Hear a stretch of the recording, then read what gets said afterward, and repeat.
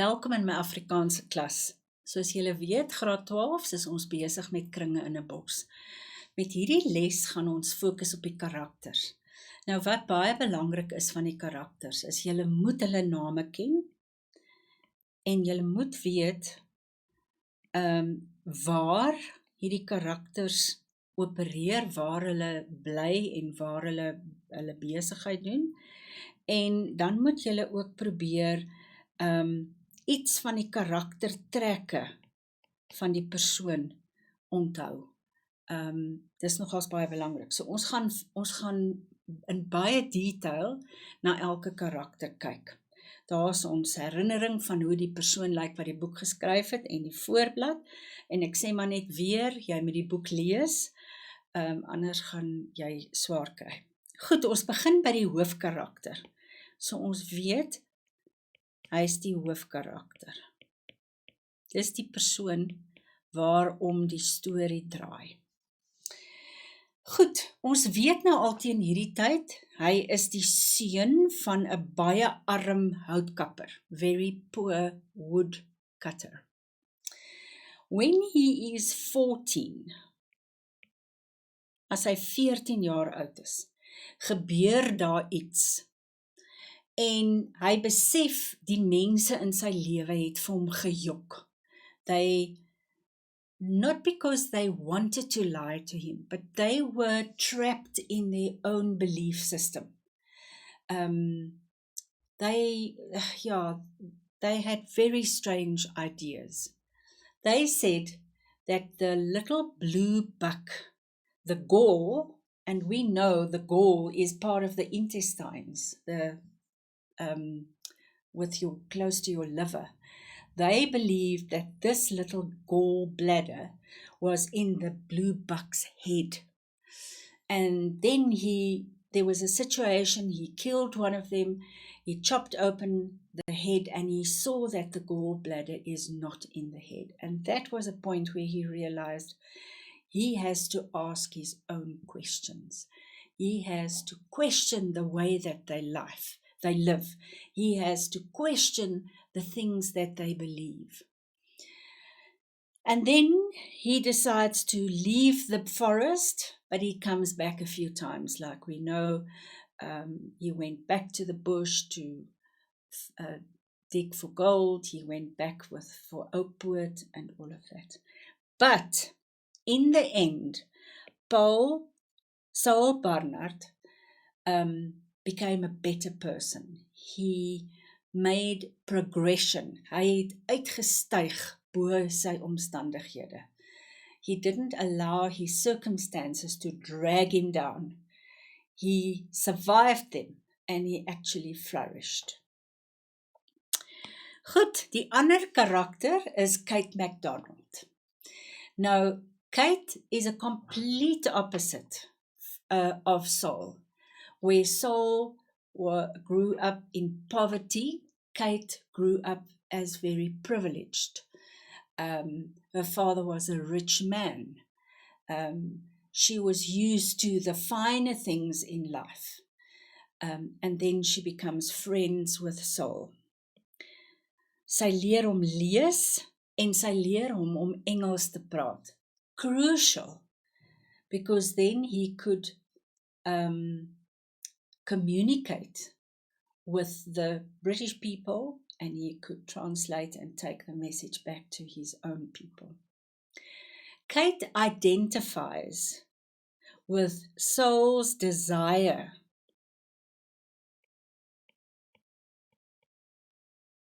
to improve his life. And I think that's the one thing that made him very attractive to her. He was not complacent about his life. He wanted to improve and she identified with that. Goed, die volgende belangrike karakter is Oupoot. Nou julle weet, ek het vir julle 'n foto gewys in die vorige les van hoe ons dink Oupoot gelyk het. He was a legendary elephant in the forest.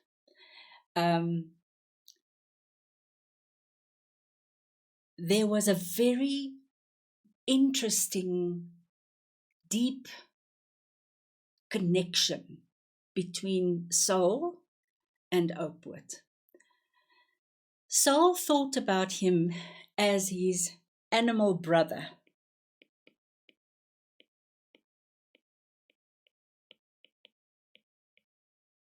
And they were very close. He was very big and he was very clever. And Oakwood was the protector of the forest as far as he can and as best as he could. Saul sien Oakwood vir die eerste keer na sy ma en suster se dood. So it was when he was 13 years old. Op 13-jarige lewe.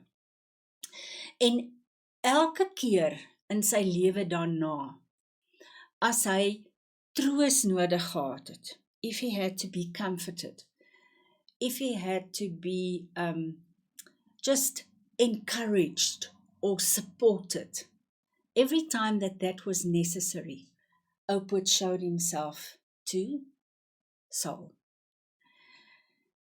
Saul also believed that Oakwood didn't have not the strength, he was strong enough, but the will to kill people. Because Oakwood bore the brunt of many of the woodcutters. If somebody died, they would blame Oakwood. And Saul believed that it's not in him to kill. When word comes that his brother asked Freek ter Blaans. Nou, net gou-gou, sy broer was Josef, sy oudste broer, en Joram, sy seun, is doodgemaak deur 'n olifant, en Josef vra toe vir Freek ter Blaans om vir Oakwood te gaan skiet. Julle moet dit verstaan. En toe Saul dit hoor, toe besluit hy gaan eerder vir Oakwood self skiet, to save his worthiness, to not let him die by the hand of someone else. And then eventually, we know that he followed him and that he didn't kill him. Stopforth killed him, and he was overwhelmed when he saw that. He was overwhelmed with love and sadness for this dear creature that he was so close to. And here's the little bit of information that Stopforth took the teeth, but Saul brought it back, and then he buried them back in the forest. And then he realized, as Oakwood was the custodian of the forest, he, as Saul, has now that role. He has to take responsibility for the forest.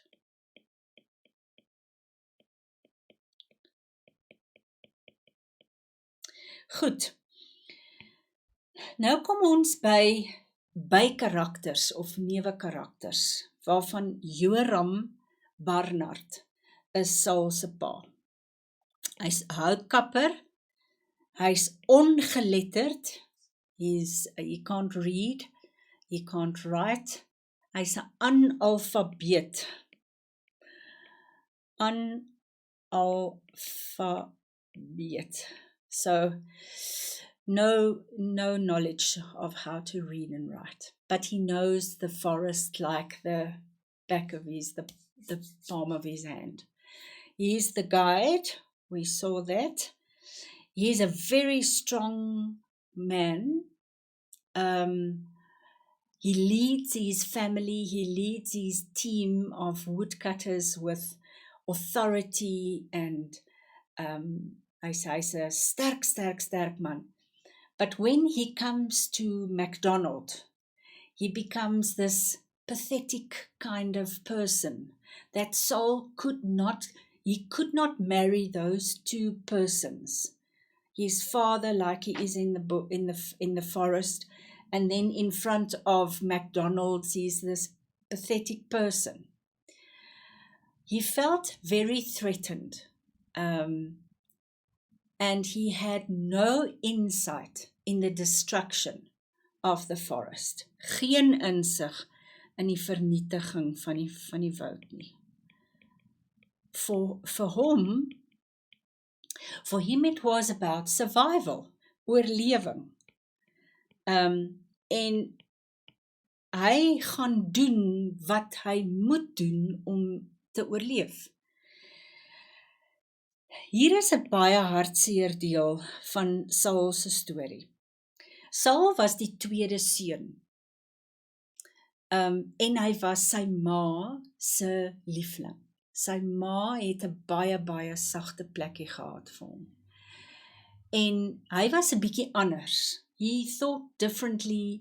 He questioned things that nobody else questioned. So you can imagine that Saul and his dad did not sit next to the same fire. The father was this man that believed what he believed, and Saul questioned things. He asked questions about, why do we do this? Why do we do it the way that we do it? And because of his wife's love for Saul, Saul's dad sort of went along up to a point where he couldn't take it any longer, and then he chased Saul away. At that point, he went to Knysna and started working for McDonald's. So hy kan opgesom word as hardkoppig, eiewys en kortsigtig. Stubborn,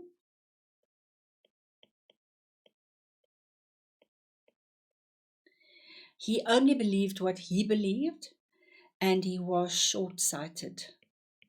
Not in a literal way,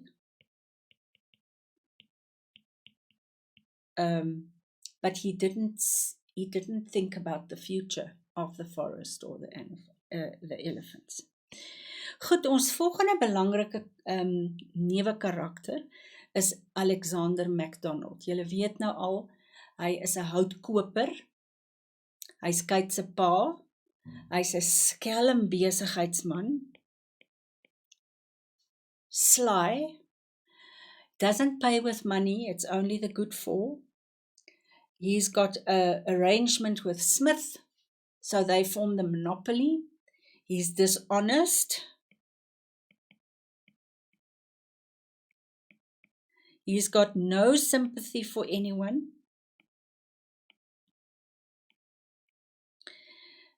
He tries his best to keep Saul and Kate away from one another. In his mind, Saul is just good for nothing. He's not a worthy person.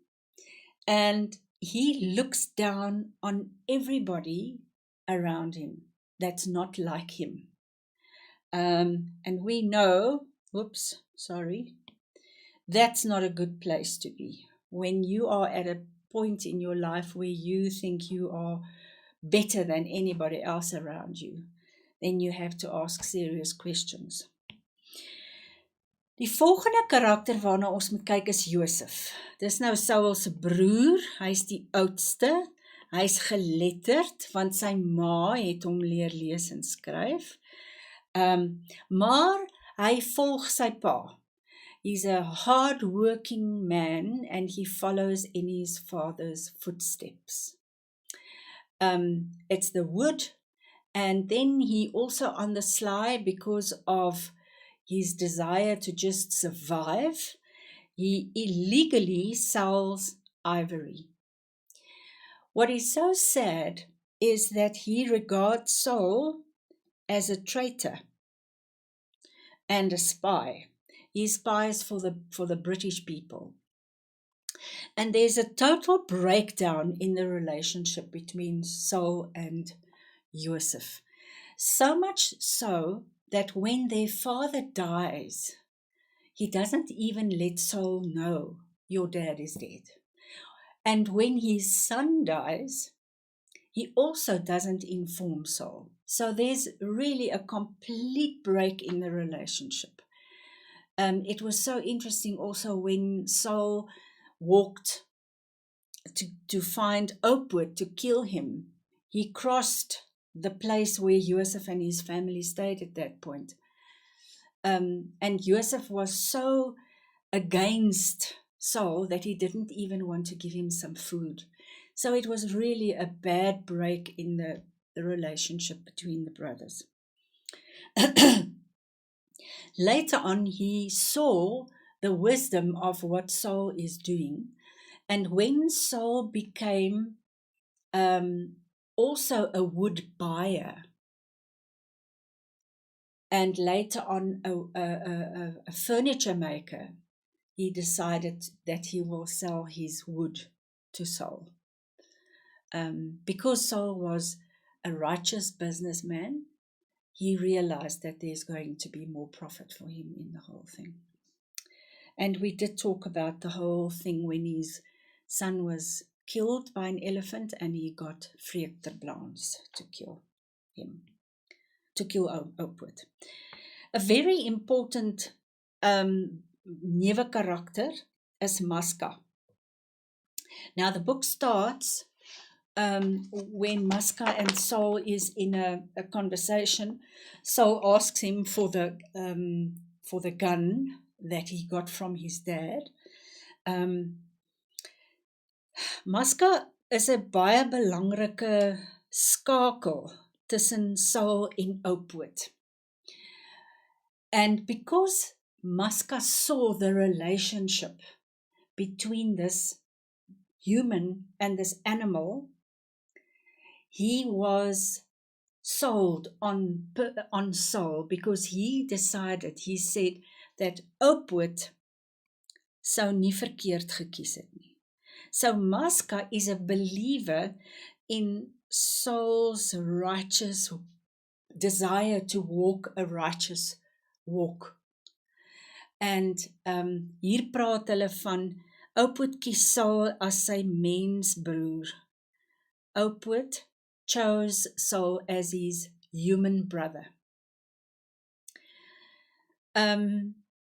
So Maska is a very important character in this whole relationship. And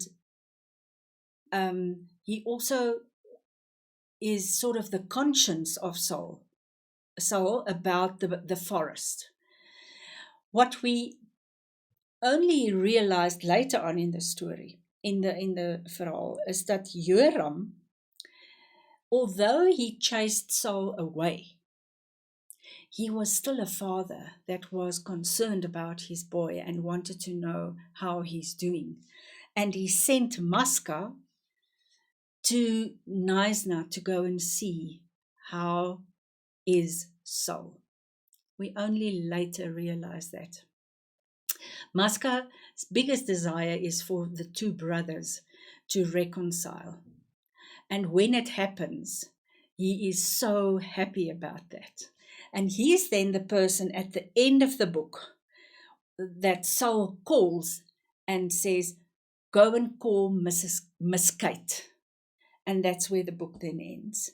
So the book is, it starts with Saul and Maska, and then it also ends where Saul tells him to go and call Kate.